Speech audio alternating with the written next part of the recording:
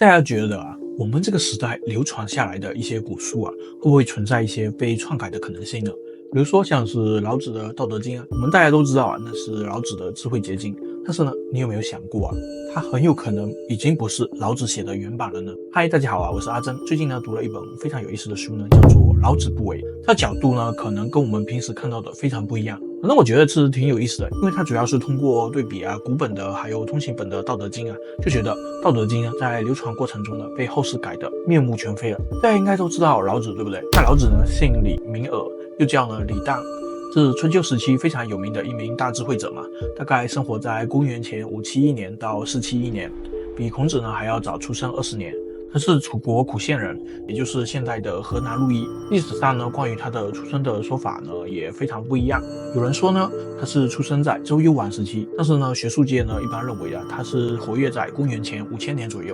那老子呢，在周朝的时候嘛，有一个非常特别的职位，叫做呢守常侍之史。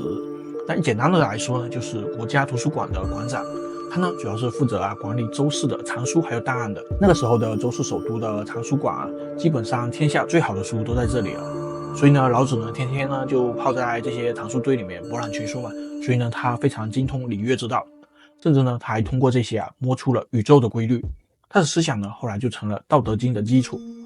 但是呢，老子生活的年代是非常不太平的嘛，周朝呢逐渐慢慢的衰败了，他就看不下去了嘛，就决定辞官，想要隐退。传说呢，他在公元前478年的时候93岁高龄的老子呢，当时呢他就骑着青牛嘛，准备西出函谷关，想要去秦国。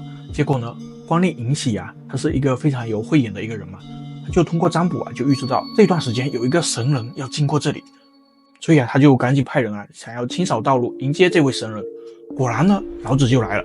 尹喜一看这位老先生看起来气度果然不凡，他就恳求老子就说先生看起来是要去隐居了是不是？以后我们这些人可能就听不到您的教诲了，想要问问您能不能留一点东西给我们呀？老子当时也没有推辞就停下来挥笔写下了5000字的《道德经》。在写完之后呢，他就骑着牛西去了，消失在茫茫的天地间从此呢，在历史的典籍中没有了他的踪影。但是呢，有人就说他去了蜀地，也有人呢说他去了西藏，甚至呢还有人说他去了印度，但是有谁会知道呢？对不对？但是呢，这5000字的《道德经》就这样流传了下来。书里面就说老子呢在写完这本《道德经》之后呢，这份原文实际上在战乱中丢失了。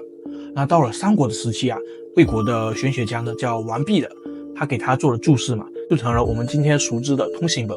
问题是呢，王弼距离老子差不多有800多年嘛，所以他就按照了自己的理念改了顺序，还调了文字，甚至呢还加了一点自己的理解。结果呢，老子的思想就被他搞得面目全非了。比如说古本的德篇是在前面的，道篇在后的。王弼呢硬是把道篇放在前面，还删了不少野字还改了很多无字的用法。还好呢，在1970年代以来嘛，马王堆的汉墓还有郭店的琼墓还有北大西汉竹简陆续出土了更古老的老子的《道德经》版本。这些古本呢，比王弼的版本还要早几百年，有的呢甚至可以追溯到战国中期，离老子更近。老子不为的作者呢，就靠这些古本还原了老子的原意。他就说呢，通行本里面的很多内容实际上被我们后世给篡改过，我们读的实际上很有可能是一种假的老子。比如说在书里面就说通行本的《道德经》实际上改动的非常大。比如说无为的为本来是没有私心的作为嘛，结果呢就被人改成什么都不做。还有呢善得不得的不嘛，在古本里面呢是服，意思呢就是约束，不是没有。那就是因为这些小改动呢，把老子的思想给完全扭曲了。如果按照书里面作者的意思那老子呢到底想要告诉我们什么呢？说到了老子的《道德经》，大家第一个想到的肯定就是无为，对不对？那在大家眼里的无为是不是什么都不做就等着好运发生呢？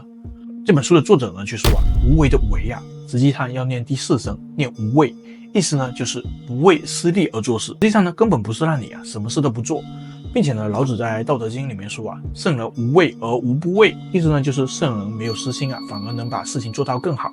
比如说呢，你想要帮助你的朋友嘛，不是为了某一种回报，而是呢你发自内心你觉得你应该帮这个朋友，实际上他想要表达的是一种更加积极的态度，而不是一种什么都不做的一种态度。并且呢在这本书里面还用现代的科学解释了无为非常有意思的是，他说呢无呢实际上是宇宙开始的能量状态，有呢是万物形成的状态。他就认为在2500年前老子实际上就看出了宇宙的规律，比如说呢，在通行本的第一章嘛，道可道，非常道，听起来非常玄学，对不对？但是古本呢，实际上是道可道也，非恒道也。意思呢是道可以用语言来描述，但是呢，那不是永恒的道，就好像桌子一样，桌子它只是一个名字，它不代表它一定就是桌子它本身，并且在现在宇宙学说里面，宇宙在大爆炸前实际上是一种能量态的，之后呢才有物质，对不对？这不就是老子所说的无跟有的过程吗？还有呢，像是道生一，一生二，二生三，三生万物，这就是讲的宇宙从无到有的过程。那就跟科学家讲的起点的膨胀非常的像，是不是？所以呢，老子的无为啊，它不是一种消极的状态，而是想要让你啊顺着自然的规律来做某一件事情。比如说呢，你想要种地呢，你得按着季节来播种，对不对？总不可能你说到了冬天的时候你才开始种水稻，对不对？所以呢，书中的作者啊，他就认为啊，这才是老子真正的智慧，并且呢，书里面还说啊，古本的《道德经》啊，先讲德，再讲道。实际上呢，跟通行本的顺序是相反的。